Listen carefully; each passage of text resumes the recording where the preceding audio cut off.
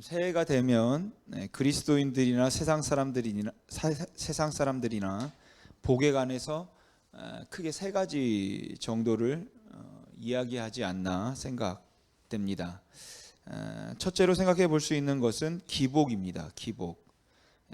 중국의 고전인 유교의 서경에 보면 오복이 나오는데 수, 부, 강령, 유호덕, 고정명입니다.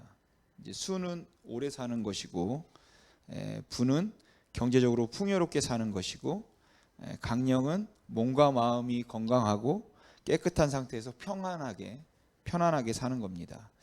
유호덕은 남에게 베풀고 돕는 선행과 덕을 쌓으며 사는 것이고, 고종명은 제명대로 수명대로 살다가 평안히 죽음을 맞는 것, 이것을 가리켜서 오복이라고 불렀고, 이것을 다 가진 사람들이 가장 복 있는 사람이라고 불렀습니다. 청나라 때 와서는 이게 조금 바뀌어서 적현이라고 하는 사람이 말하고 있는 오복을 보면 수, 부, 기, 강령, 자손 중다입니다. 수, 부 아까 말씀드렸죠. 그 다음에 강령도 아까 말씀드렸지. 귀는 귀한 신분이 되는 것이에요. 그리고 자손 중단은 이제 자손을 많이 두는 것.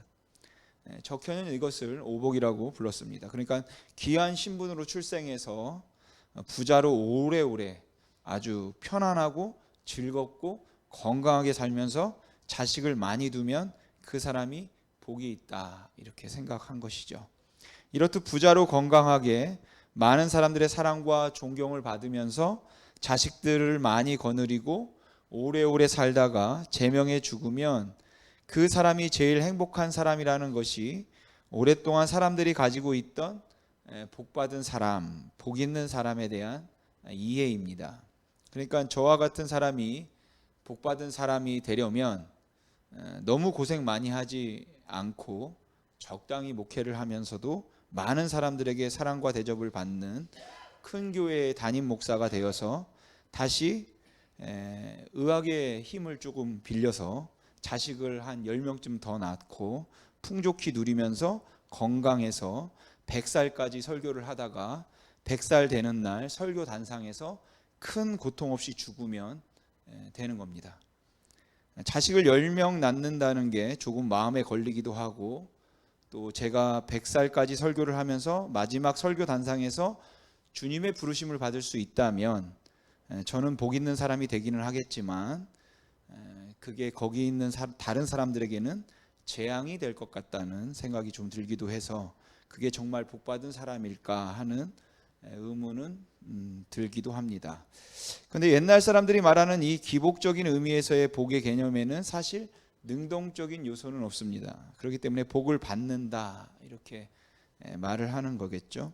그러니까 옛날 사람들은 복이라는 것은 태어나면서부터 받고 타고나는 것이지 노력한다고 주어지는 것은 아니라고 생각을 했습니다. 그래서 우리가 아까도 인사했지만 새해가 되면 복을 많이 받으라고 인사를 하는 거죠.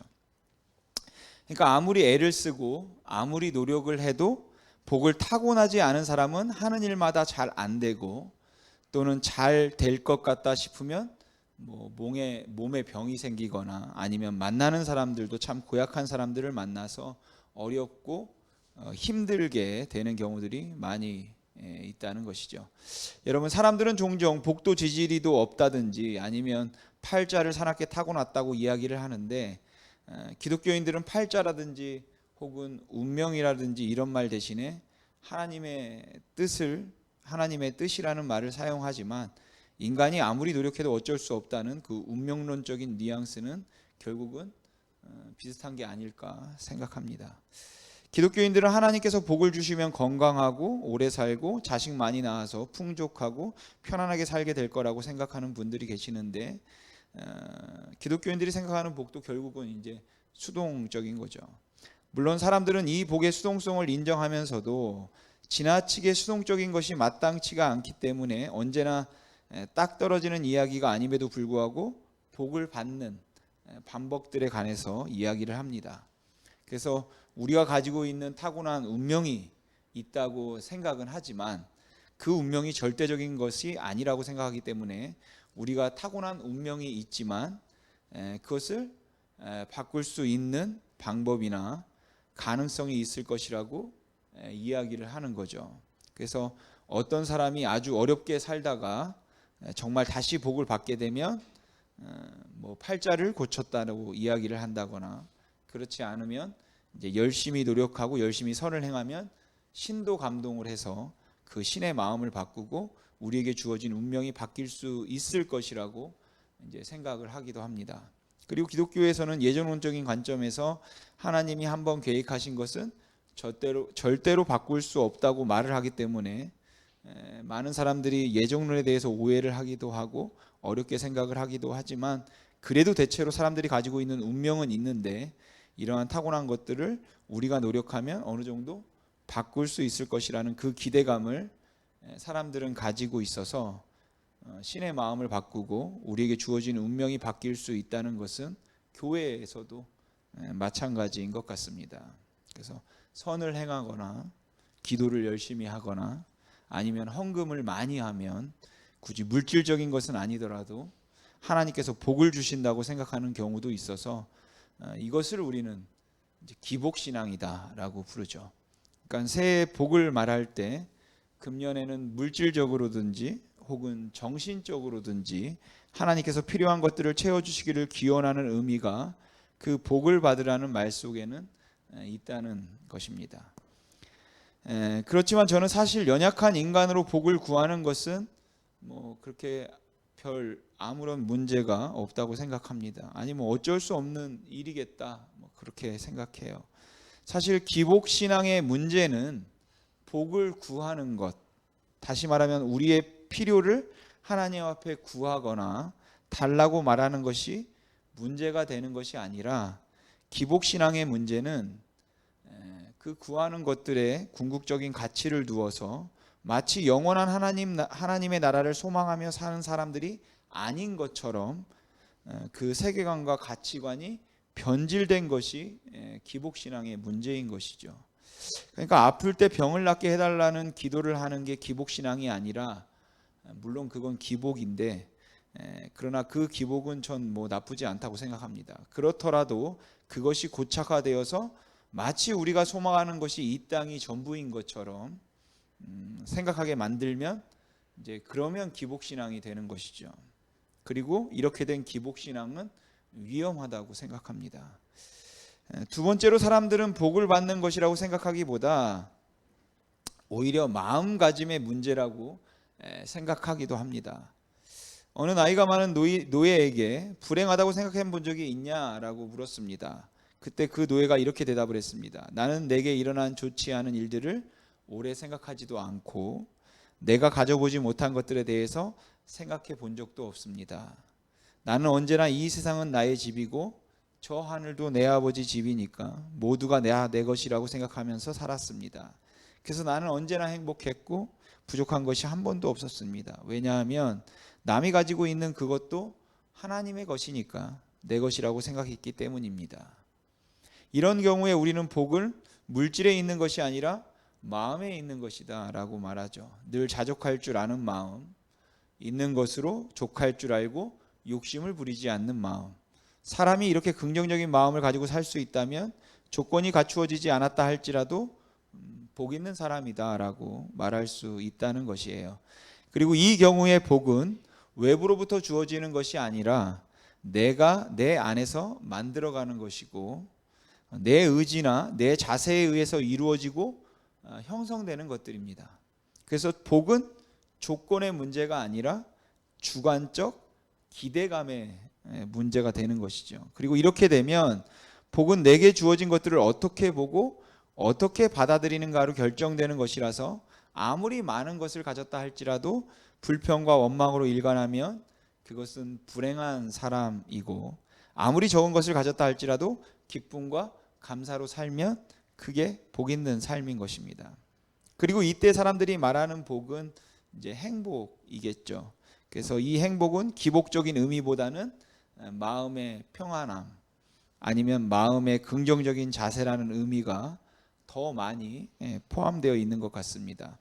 그러니까 사람들이 새해 인사를 하면서 올 한 해도 행복하세요라고 그렇게 말한다면 이것은 마음의 평화와 만족을 누리라는 의미일 것입니다. 우리가 교회에서도 또 믿지 않는 사람들 가운데서도 새해가 되면 가장 많이 하는 인사들 중에는 새해 복 많이 받으세요라는 인사와 그렇지 않으면 해피 뉴 이어일 겁니다. 해피 뉴 이어를 말한다면 아마도 행복을 말하는 것이고, 새해 복 많이 받으세요라고 한다면 아마도 필요의 체험을 받는 것을 의미할 거라고 생각하는데 둘 다 나쁘지 않다고 생각합니다. 어쩌면 이것보다 조금 더 성숙한 모습이라고 생각할지 모르겠는데, 요즘 교회에서는 복을 많이 받으라든지 아니면 행복하라는 말보다 더 많이 사용하고 있는 표현이 있습니다. 아마 여러분들도 축복의 통로가 되게 해달라는 기도나 그 표현을 보신 적이 있을 것입니다. 이것은 복이라는 것을 받는다는 개념이 아니라 이제 준다는 개념으로 생각하는 것이에요. 받는다는 개념이 아니라 준다는 개념. 그리스도인들은 복을 받는 사람들이 아니라 복을 주는 사람들이어서 받을 복을 생각하지 말고 남의 인생에 복이 되는 삶을 살라는 것이 요즘 교회나 사회에서 종종 듣는 말입니다. 이럴 때 사람들이 축복의 통로가 되게 해달라고 이야기를 하면서 많이 인용하는 것이, 하나님께서 아브라함을 부르시면서 아브라함을 복의 근원으로 삼으셔서 너로 인하여 모든 민족들이 복을 받을 것이라고 한 말씀에 근거해서 이제 축복의 통로라는 말을 많이 합니다. 하지만 우리가 이 말씀을 조금 자세히 살펴보면 하나님께서 하셨던 이 말씀은 엄밀히 하나님의 약속이지 아브라함의 사명과 아브라함의 의무는 아닙니다. 하나님이 아브라함이 복의 근원으로 많은 민족과 나라의 복이 될 것이라는 말씀은 그를 통하여서 한 민족을 하나님께서 이루시고 그 민족 가운데서 메시아가 나와서 온 인류를 구원하게 될 것이라는 하나님의 일에 대한 말씀이고, 또한 그렇게 되도록 하나님께서 아브라함과 함께 하시겠다는 하나님의 약속일 뿐이라는 것이죠. 그래서 아브라함은 자신의 생애 가운데 다른 민족이나 다른 사람들을 위해서 헌신적으로 살지는 않았습니다. 아브라함이 자기의 가족을 끔찍히 아끼기는 했지만 다른 사람들을 위해서 산 것은 아니에요. 그렇게 하나님께서는 아브라함을 세우시고 그 아브라함을 통하여서 민족을 이루게 하실 뿐만 아니라 그 가운데 메시아가 탄생하게 하심으로 메시아를 통하여서 온 민족에게 복을 주셨기 때문에 그 아브라함에게 주신 말씀에 근거해서 축복의 통로라든지 복의 근원이 된다는 말은 제 생각에는 사실 그렇게 썩 맞는 말은 아닌 것 같습니다. 물론 누군가가 다른 사람들의 유익을 위해서 살 수 있다면, 누군가를 통해서 많은 사람들이 용기를 얻고 희망을 얻을 수 있다면 저는 그런 삶은 참 복된 삶이라고 생각하고 또 인정합니다. 그리고 진심으로 존경할 것입니다. 하지만 그렇게 살 때 인생이 가장 행복한 것이라고 말을 한다면 그렇게 살고 싶어도 살 수 없는 형편에 처해 있는 사람들이 많다라는 것을 말하고 싶어요. 다른 사람들의 복의 근원이 되는 것, 남들을 위해서 사는 것은 차치하고라도 그냥 나 하나도 감당하기 어려울 만큼이나 벅차게 살아가는 사람들이 너무 많다는 것이죠. 그뿐만 아니라 이 축복의 통로가 되는 삶이 전도, 선교, 목회와 같은 특정적인 일들을 의미하는 것이 아니라면 한 인생이 축복의 통로가 된다는 것은 의식적인 사명이 아니라 무의식적이고 자연스러운 삶의 방식일 뿐인 것입니다. 그렇기 때문에 이것은 모든 사람들에게 우리가 사명으로 취할 수 있는 문제는 아니겠다라고 생각이 듭니다. 물론 어떤 사람은 그걸 사명으로 대할 수도 있겠죠. 정리하자면 일반적으로 교회에서는 그 기복적인 입장에서 복을 이해하는 사람도 있고, 긍정적인 삶의 방식으로 복을 이해하는 사람도 있고, 다른 사람을 위한 사명으로 복을 이해하는 사람들도 있습니다. 그렇다면 오늘 시편 1편에 나오는 복은 어디에 속하는 걸까요? 제가 오늘 여러분들과 살펴보고 싶은 이 복은 이미 말씀드린 세 가지 복과 전혀 무관한 것도 아니고 또 상충되는 것도 아닙니다. 저는 물질이 필요하다고 생각하기도 하고 또 하나님이 우리에게 평안한 삶을 주시면 좋겠다고 생각해서 새해 복 많이 받으세요 라는 인사도 적합하다고 생각하고, 사람들이 긍정적인 사고를 가지고 행복한 마음과 그 평안함을 유지할 수 있으면 좋겠다고 생각해서 해피 뉴 이어라고 라는 인사도 저는 할 수 있다고 생각하고, 다른 사람들에게 복이 되는 삶을 살도록 하기 위해서 축복의 통로가 될 수 있게 해달라는 기도도 합당하다고 생각합니다. 하지만 어쩌면 대단히 중요함에도 불구하고 우리가 복에 관하여서 논하면서 별로 관심을 보이지 않았던 복의 한 면이 있다고 저는 생각을 했습니다. 여러분, 시편 1편에서 강조하고 있는 이 복은 하나님께서 우리들에게 그냥 자동적으로 주시는 것도 아니고 수동적으로 주어지는 것도 아니라, 사실은 이 복은 우리 행동의 결과입니다. 복 있는 자는 악인들의 꾀를 따르지 아니하며, 복 있는 자는 죄인들의 길에 서지 아니하며, 복 있는 자는 오만한 자들의 자리에 앉지 아니한다. 그 대신에 복 있는 자는 여호와의 율법을 즐거워하며 그 말씀을 주야로 묵상하는 자다라고 말씀하셨습니다. 여러분, 여호와의 율법을 즐거워하며 주야로 묵상하는 자가 복이 있다는 말씀은 바로 그 전에 말씀하셨던 악인들의 꾀를 따르지 아니하고 죄인들의 길에 서지 아니하고 오만한 자들의 자리에 앉지 않는 것과 동전의 양면을 이야기하는 것입니다. 그러니까 이 두 개는 결국은 같은 이야기라는 것이에요. 그럼 여호와의 율법을 즐거워하며 그 율법을 주야로 묵상한다는 것은 어떤 의미일까요? 성경을 읽을 때, 그리고 묵상하면서 졸음이 오지 않고 꿀송이처럼 달게 느껴지거나, 1년 내내 내가 하나님의 말씀과 가까이 하겠다고 다짐을 해서 1년 내내 내 손에서 성경이 떨어지는 것을 본 사람이 아무도 없는 이 사람이 여호와의 율법을 주야로 묵상하는 사람일까요? 여러분, 시편 19편에 보면 다윗이 여호와의 율법이 송이꿀보다 더 달다라고 말합니다. 근데 다윗이 여호와의 율법은 송이꿀보다 달다고 말했을 때 이 말은 레위기, 민수기, 신명기를 읽은데 너무 재미있어서 꿀처럼 달았다라는 고백이 아닙니다. 만일 그렇게 성경을 읽는 것이 꿀처럼 달고 좋았다고 말한다면 적어도 저의 경우에 있어서는 다윗이 경험한 걸 경험하지 못하고 있는 것이겠죠. 그리고 여러분들도 저랑 크게 다르지 않을 거라고 생각합니다. 왜냐하면 저는 성경을 읽으면서 출애굽기 후반부나 레위기를 읽으면서 이게 너무나 달다, 꿀처럼 달다 느껴지지는 않았고, 대신 그걸 읽을 때 오는 잠은 굉장히 달게 느껴졌습니다. 그래서 성경 자체가 재미있는 적도 아주 가끔 있기는 하지만 대부분은 그리 막 즐겁고 재밌지는 않습니다. 그러니까 다윗이 말하고 있는 여호와의 율법을 즐거워하며 그 율법을 주야로 묵상하며 그 율법이 송이꿀보다 달다고 말한 것은 읽는 게 재미있다는 이야기를 하고 있는 것이 아니라 여호와의 말씀대로 사는 것과 그 약속이 틀림없이 정의롭고 진실하기 때문에 그 율법이 달다라고 말하는 것이죠. 그 율법이 하나도 어긋남이 없이 하나님의 약속하신 그대로 다 이루어지는 것들이기 때문에, 하나님이 말씀하신 대로 그대로 사는 것이 가장 복된 삶이기 때문에 율법이 송이꿀보다 달다, 이렇게 말하는 것입니다. 그래서 여호와의 율법을 묵상하는 사람은 악인의 꾀를 따르지 않는 사람이고, 죄인의 길에 서지 않는 사람이고, 율법을 즐거워하는 사람은 또 죄를 미워하는 사람인 것입니다. 하지만 이 말씀이 수동적으로 주어진 마음의 상태를 의미하는 것은 물론 아닌 것 같다는 생각이 들어요. 그런 분들도 있을지 모르겠는데 신대원 다닐 때 보면 그런 분들이 아주 가끔 있습니다. 돈이 좋지 않다고 하고 돈에 욕심이 없다고, 아니 그냥 돈은 하나도 관심이 없다고 하는 분들이 있습니다. 그리고 명예에도 관심이 없고 세상에서 말하는 그 쾌락도 그렇게 원하지 않는다는 분들이 있는데, 참 이런 분들은 보면 솔직히 부러운 분들이죠. 저는 돈이 좋거든요.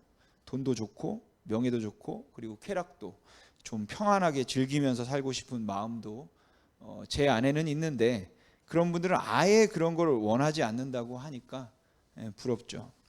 그러니까 악인의 꾀를 따르지 아니하고 죄인의 길에 서지 않는 것이 어떤 사람들에게는 그냥 주어진 것인 것처럼, 그래서 마치 그냥 그런 것들을 원하지 않는 그 상태에 있는 사람, 이런 사람들이 복이 있는 사람이라고 말을 하는 것처럼 보여질 수 있지만 그런 게 아니라는 것입니다. 물론 그런 분들도 당연히 복이 있는 사람이죠. 그러나 오늘 시편 기자는 그 이야기를 하는 것은 아니에요.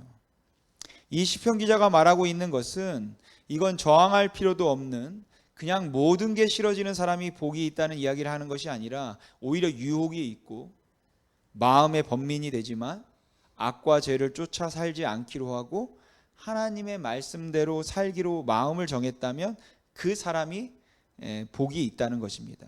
그러니까 행복이라는 것은 내가 어디에 서 있는가에 달려 있다는 것이고 내가 무엇을 선택하는가에 달려 있다는 것이에요.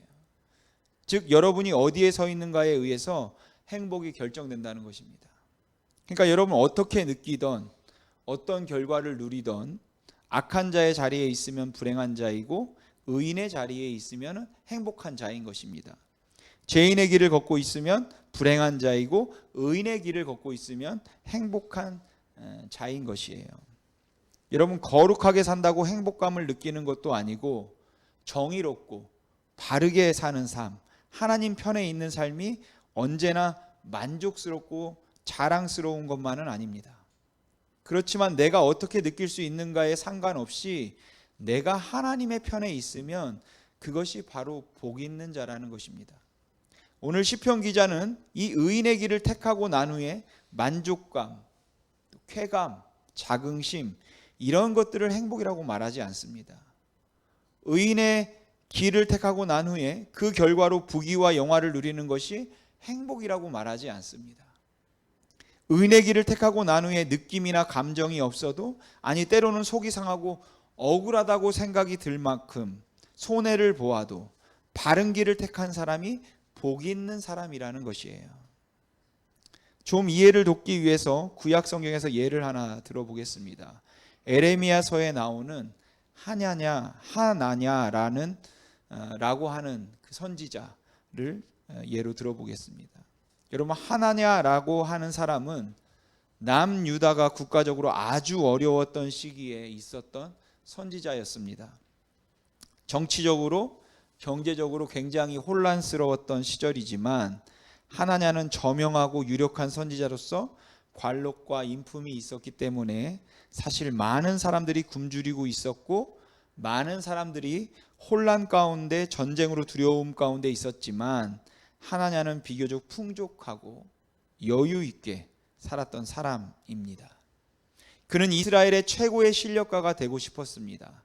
그는 예루살렘의 선지자로서 그동안 하나님께 받은 계시가 없었음에도 불구하고 하나님께 계시를 받은 것처럼 행세를 했었고 선지자로서의 위치를 굳히기 위해서 왕과 귀족들이 온갖 행음과 부정을 일삼았는데도 그 불의와 악을 눈감아 주었습니다. 그리고 이제 국가적으로 위기가 처했을 때 하나냐는 확실하게 자리를 굳혀야 할 필요가 있다 이렇게 생각을 했습니다. 그래서 그는 하나님께 받은 말씀이 한 번도 없었음에도 불구하고 여호와 하나님께서 내게 친히 나타나서 말씀하셨다고 하고는 말하기를 만군의 여호와가 너희를 지켜주리니 그동안에 바벨론의 포로로 잡혀갔던 모든 포로들이 돌아오고 바벨론은 망하게 되리라고 겁도 없이 거짓 평안을 예언했습니다. 하지만 그 말은 하나님이 주신 말씀이 아니라 하나냐가 지어낸 말이었습니다. 이것은 마치 오늘날 교회에서도 교인들은 얼마나 어렵고 피폐한 삶을 살든지 상관없이 하나님께서 세우신 종이라는 이름으로 때로는 교인들을 아닌 착취를 하거나 자기는 대형 교회를 이루고 큰 교회에서 부귀와 영화와 명예를 누리며 살아가고 있으면서 또 그것을 자자손손 누리려고 하고 있으면서도 마치 하나님께서 나를 특별히 이렇게 복되게 하셨다고 선언을 하고 내가 이같이 풍성하게 누릴 수 있음은 바로 하나님이 나에게 주신 복이기 때문이고 바로 그런 하나님의 복을 받았기에 내가 하나님의 사랑을 받은 사람이라는 증거인 것처럼 그렇게 말하고 있는 그런 목회자들과 크게 다르지 않을 것입니다. 그래서 마치 하나님의 말씀이 아닌 것들임에도 불구하고 조금 더 큰 교회를 이루려고 하고 조금 더 많은 사람들에게 인정을 받고 대접을 받고 조금 더 유명해지기를 원하는 그러한 간절한 마음을 가지고 하나님이 기뻐하시는 말보다 사람들이 듣기 좋아하는 말들을 하기 시작하는 거죠. 그래서 하나냐는 사람들이 듣기 좋아하는 말을 하는 겁니다. 전쟁은 없을 것이며 지금 바벨론의 포로로 끌려간 그 사람들도 다시 돌아오게 될 것이고 하나님은 우리 민족을 지켜주실 것이다. 여러분, 지금 남유다는 그 큰 바벨론 앞에 나라는 풍전등화 상태인데 그런 역경과 어려움 속에 있는 백성들에게 이 하나냐의 말은 얼마나 듣고 싶었던 말이었겠습니까? 하지만 그것은 하나님이 하신 말씀이 아니었습니다. 기득권을 빼앗기기가 싫어서 그 백성들에게 거짓 평안을 주기 위해서 꾸며낸 말이었어요. 이 예언으로 인하여서 하나냐는 더욱 큰 인기를 얻었고 그리고 자신의 위치를 더욱 확고하게 할 수 있었습니다. 하나님을 두려워하지 않았던 그는 그렇게 함으로써 어쨌든 복받은 사람이 되었죠. 모든 사람들의 존경을 받고 명실공히 최고의 지도자가 되었고 다른 사람들이 어떻게 살든지 영향력과 힘을 가지고 모든 사람들로부터 인기를 누리고 있는 그러한 행복한 사람이 되었습니다. 물론 그 인기를 7개월밖에 누리지 못하고 죽은 것이 좀 아쉽기는 하지만 말입니다. 반면에 하냐냐하고 같은 시대에 사역을 했던 사람 중에 에레미야라고 하는 사람이 있었습니다. 그는 젊은 나이에 선지자로 부름을 받는 순간부터 고생과 핍박이 연속인 삶을 살았습니다. 하나님께서 그에게 아무 말씀도 하지 않으셨다면 그냥 입 다물고 산속에 들어가서 평범하고 조용한 삶을 살고 싶었을 텐데 하나님께서 계속해서 그 입에 말을 주시고 그 마음에 깨달음을 주셨어요. 그런데 이 말들은 정말로 하고 싶지 않은 말들이었습니다. 자기 나라가 망하게 될 것이고 70년 동안 다른 나라에 종살이를 하게 될 것이라는 말인데 이 말을 어떻게 할 수 있겠습니까?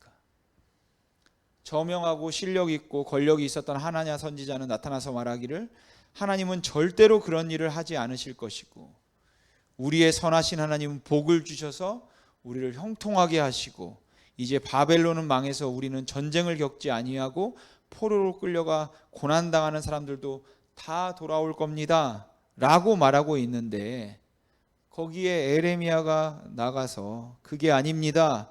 하나님께서는 이 백성을 벌하셔서 70년 동안 바벨론에 종살이를 하게 하실 테니까 바벨론에 항복해야 합니다 라고 말을 해야 하니 그 말을 누가 하고 싶겠냐는 것이에요. 그래서 에레미야는 너무도 괴로웠습니다. 하지만 그는 하나님의 말씀을 들은 대로 전해야 했습니다. 그 말을 전함으로 인해서 당했던 그 고난과 핍박 그리고 환난과 멸시 천대들은 감당하기 어려운 것이었기 때문에 그 어린 선지자 에레미야는 너무 힘들고 속이 상해서 너무 많이 울었기 때문에 그에게 주어진 별명이 눈물의 선지자였죠. 그리고 저는 오늘 여러분들에게 묻고 싶습니다. 눈물로 매일 그날을 보냈던 이 에레미야 선지자가 행복한 사람입니까? 에레미야에게는 재물도 명예도 권세도 없었습니다. 그는 죽을 뻔하기를 여러 번 했었고 사람들의 손가락질과 저주를 받았고 나라 팔아먹은 매국노라는 비난도 받았습니다. 혹 어떤 분은 이렇게 생각하실지도 모르겠습니다. 비록 그가 세상 사람들에게 조롱과 멸시를 받았지만 그가 참 하나님의 선지자였다면 그의 마음은 편하지 않았겠습니까?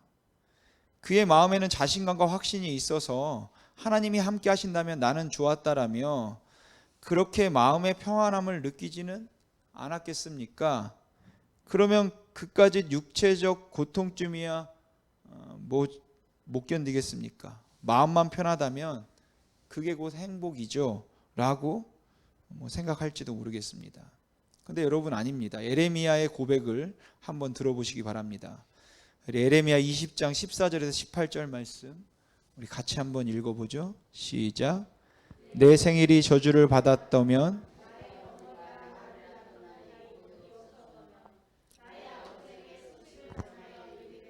당신이 득남하였다 하여 아버지를 즐겁게 하던 자가 저주를 받았다면 그 사람은 여호와께서 무너뜨리시고 아니하신 성읍같이 되었다면 그가 아침에는 부르짖는 소리 낮에는 떠드는 소리를 듣게 하였다면 좋을 뻔하였나니 이는 그가 나를 태에서 죽이지 아니하셨으며 나의 어머니를 내 무덤이 되지 않게 하셨으며 그의 배가 부른 채로 항상 있게 하지 않게 하신 까닭이로다. 어찌하여 내가 태에서 나와서 고생과 슬픔을 보며 나의 날을 부끄러움으로 보내는고 하니라. 아멘. 예레미야는 너무 힘들었습니다. 하나님께서 나와 함께 하신다는 사실이 그건 알고 있지만 그게 그렇게 큰 기쁨이 되지 못하는 경우도 있었다는 것이에요. 함께 하심을 몰라서가 아니라 그냥 그 마음은 그렇게 편하지 않았다라는 것입니다. 여러분들도 그렇지 않으십니까? 하나님께서 함께 하시고 하나님이 나를 지켜주시면 그러면 나는 괜찮습니다 라고 생각하면서 살고 싶죠. 그런데 문득문득 다가오는 그 불안과 치욕감 그리고 때로는 느껴지게 되는 그 좌절감들은 우리가 참 복을 받은 사람이라고 행복감을 못 느끼게 만드는 경우가 너무 많다라는 것이에요. 상황은 열악하지만 마음은 편했으면 좋겠는데 상황도 열악하고 마음도 편하지 않은 상황일 때 그래도 복 받은 사람일까요? 오늘 시편 기자는 그 이야기를 하는 것 같습니다. 우리는 하나냐가 행복한 사람이 아니었고 불행한 사람이었다는 말은 그런대로 인정하기 쉬운데 에레미야가 행복한 사람이었을까라는 것이에요. 그는 그 백성을 위한 축복의 통로도 아니었고 부귀 영화를 누렸던 것도 아니고 그렇다고 마음이 그렇게 평안했던 것도 아닙니다. 오늘 시편 기자는 그럼에도 불구하고 그가 행복하다, 그가 복이 있는 자다 라고 말하고 있는 것입니다. 여러분, 에레미야는 행복한 사람입니다. 왠지 아십니까? 그는 악을 따라 살지 아니하고 죄를 범하지 아니하였고 끝까지 하나님 편에 있었던 사람이기 때문입니다. 여러분, 복이란 마음의 문제도 아니고 물질의 문제도 아닙니다. 본인은 행복을 느낄 수 없었더라도 진실로 행복하다라고 말할 수 있는 사람이 있고 아무리 행복해하고 만족해도 사실은 불행한 사람이 있습니다. 2600년이 지난 지금 우리는 하나냐의 생애와 에레미야의 생애를 보면서 분명히 말할 수 있습니다. 하나냐는 불행했고 에레미야는 행복했다. 그가 얼마나 행복감을 느꼈는가의 문제가 아닙니다. 그렇다고 결과적인 걸로 이야기하는 것도 아닙니다. 그 이유는 에레미야는 하나님 편에 있었기 때문이고 하나냐는 하나님의 편이 아니었기 때문입니다. 우리 중에 혹 주어진 환경이나 상황을 볼 때 참 불행하다고 할 만한 분들이 계실지 모릅니다. 너무 힘들고 너무 아파서 행복감을 전혀 느낄 수 없는 분들이 계실지 모르죠. 아니 그런 시간을 지난 분들 또 앞으로 그런 시간이 올 수도 있겠죠. 그러면 마치 믿음이 좋은 사람들은 그런 어려운 환경과 역경 가운데서도 그래도 행복감을 느낄 수 있고 나는 감사합니다 라고 말하는 사람이어야 한다고 생각하는데 그러고 싶은데 그게 잘 안 되죠. 그 감사하다고 하는 말조차도 스스로 가식적이라고 생각할 만큼이나 마음 안에는 불안이 있고 두려움이 항상 있다는 것이에요. 그런데도 시편 기자는 말합니다. 하나님이 그와 함께하면 행복한 사람이라고, 하나님 편에 있으면 그가 복이 있는 자다라고 말합니다. 물론 저는 의의 편에 서고 난 후에 하나님께서 주시는 물질적인 복을 무시하지도 않고 그 이후에 오는 그 평안함과 만족감을 부인하지도 않습니다. 다만 제가 오늘 드리고 싶은 말씀은 그러면 좋겠지만 그렇지 않을지라도 복 있는 사람이라는 말을 드리고 싶습니다. 그러니까 형통해도 복이지만 설령 그렇지 않아도 정말 괴롭고 힘들어서 마음속에는 그냥 아픔만 가득한 것 같아도 하나님이 그의 편에 있으면 그가 행복한 사람이고 그가 하나님 편에 있으면 그가 행복한 사람인 것입니다. 왜냐하면 우리 하나님이 살아계시고 함께 하시기 때문이에요. 그리고 이 하나님의 함께 하심은 임마누엘이신 예수 그리스도를 통하여서 확증되었습니다.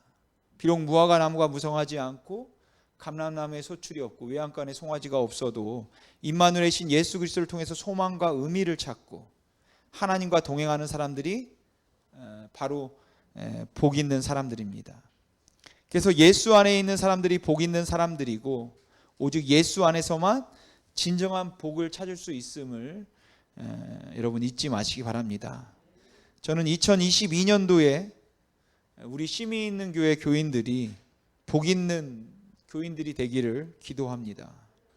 사업이 잘 되어서 하는 일이 잘 풀리고 형통해서 복이 있다는 말을 듣는 것, 마음의 평안을 유지해서 행복하다는 말을 듣는 것, 그리고 다른 사람들을 위한 사명으로 살아서 축복의 통로가 되는 것, 그것도 너무너무 다 좋지만 비록 그렇게 되지 못해도 하나님의 말씀에 순종하고 하나님이 기뻐하시는 것을 하겠다는 그 결심으로 하나님 편에 서서 복 있는 자가 되기를 바랍니다. 또한 우리 안에 거하시는 예수 그리스도를 경험하고 그분과 동행함으로 복 있는 사람이 될 수 있기를 기도합니다. 2022년을 시작하면서 아마 제 마음속에는 2022년도에는 그냥 교회가 조금 더 부흥했으면 좋겠고 재정적으로도 풍족했으면 좋겠고 또 제 마음에 평안함이 있어서 사역을 하면서 기쁨과 즐거움으로 그냥 고난이라 할지라도 기쁨과 즐거움으로 감사한 마음으로 유쾌하게 목회를 하면 좋겠다는 그런 간절한 바람이 있습니다. 저는 그 바람이 그렇게 틀린 소원이라고 생각하지 않습니다. 그러나 복 있는 사람은 그런 것들을 취하고 느끼는가 아닌가의 문제가 아니기 때문에 제가 오늘 여러분과 함께 기도하고 또 함께 다짐하고 싶은 말이 있다면 제가 항상 하나님이 기뻐하시는 편에 서겠습니다. 언제나 하나님이 원하시는 일을 하겠습니다. 하나님이 기뻐하시고 하나님께서 말씀하시는 그 길에 서겠습니다 라는 것입니다. 이렇게 저와 여러분이 고백할 때 저는 그게 진정한 복 있는 자다라고 생각합니다. 2022년도에 우리가 사역을 하면서 그리고 삶을 살면서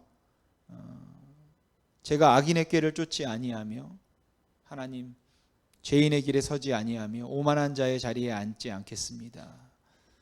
그것이 어떤 것을 의미하는지 그 결과에 연연하지 아니하고 그냥 하나님 편에 있겠습니다 라고 우리 심의 있는 교회 성도님들이 하나님 앞에서 이런 복을 생각하고 기대하면서 이 기도를 할 수 있으면 좋겠습니다. 하나님 2022년도에 하나님 편에 있기를 원합니다. 이렇게 기도할 수 있기를 바랍니다. 세상에서 잘 살아서 복받다라는 말을 듣는 것이 아니라 항상 하나님 편에서 정의롭고 바르고 진실한 쪽에 있어서 그리스도 안에 항상 있어서 복 있는 자다라는 말을 들을 수 있기를 주님의 이름으로 소망합니다. 기도하겠습니다.